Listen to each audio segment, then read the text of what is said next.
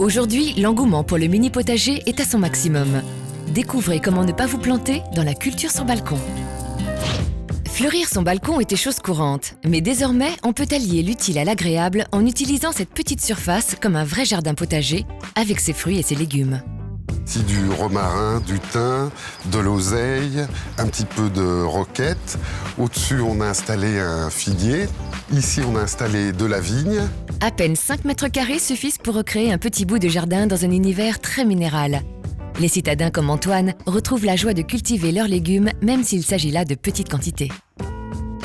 C'est une consommation occasionnelle, mais plus du plaisir que ceux achetés au marché.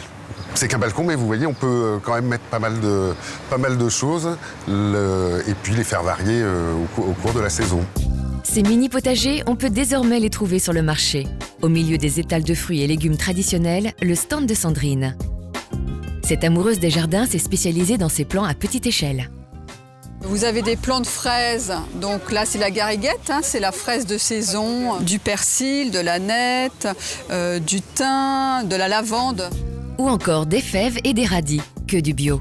Et moi ce qui m'intéresse c'est de présenter les légumes sous forme d'une composition potagère. C'est-à-dire qu'on peut, sous le principe du jardinage écologique, travailler sur la notion d'association bénéfique des plantes. Donc par exemple, les fraisiers se marient très bien avec le thym. On peut associer les fèves avec la salade. Et pourquoi ne pas pousser la démarche écologique encore plus loin en fabriquant soi-même son compost, même en ville? Dans cette résidence parisienne de 560 logements, une partie des habitants dépose ses déchets organiques dans ces containers.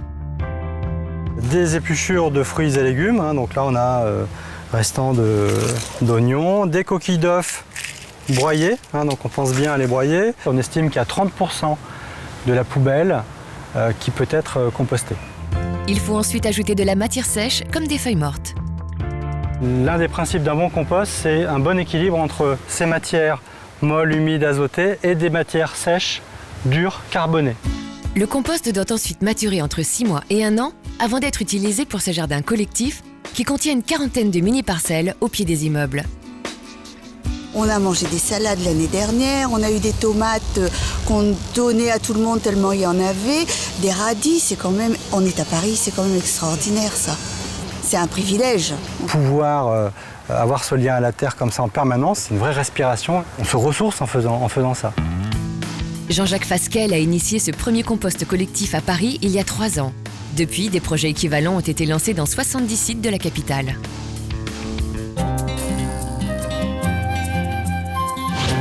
Les jardins suspendus d'Hugues-Pevergne vous transportent presque jusqu'au 7e ciel.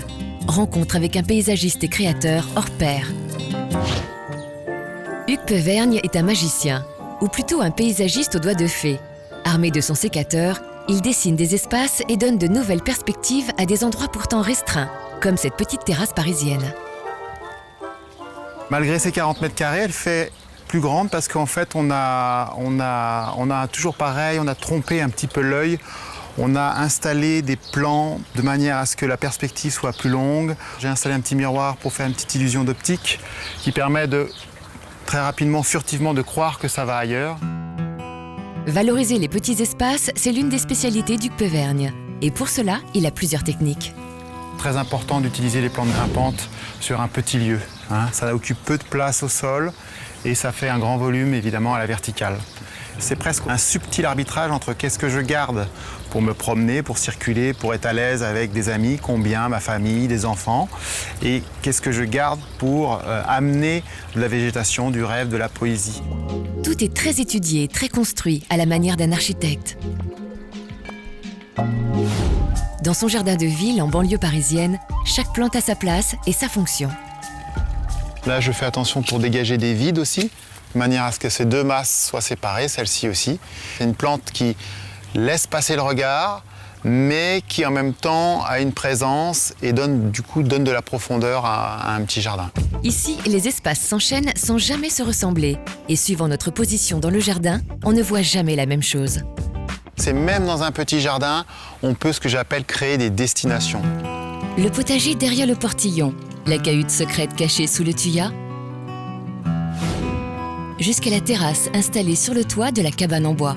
Donc c'est pas mal ça, cette idée de de passer de lieu en lieu. Je franchis un escalier, je franchis un petit portillon, je passe sous une voûte de plantes. Et tous ces micro-événements pourtant d'un petit lieu fait qu'on a l'impression qu'on voyage un peu plus, quoi. Parmi les endroits où l'on peut s'évader, il y a les cabanes, une autre spécialité d'Hugues Pevergne qu'il réalise sur mesure.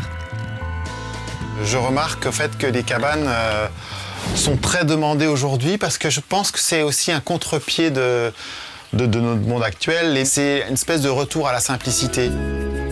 Après le stress généré par la vie urbaine, rien ne vaut un petit moment hors du temps dans son jardin pour laisser libre cours à son imagination.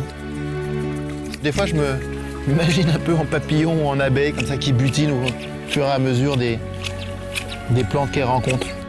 Une autre idée de la vie urbaine signée Hugues Pevergne.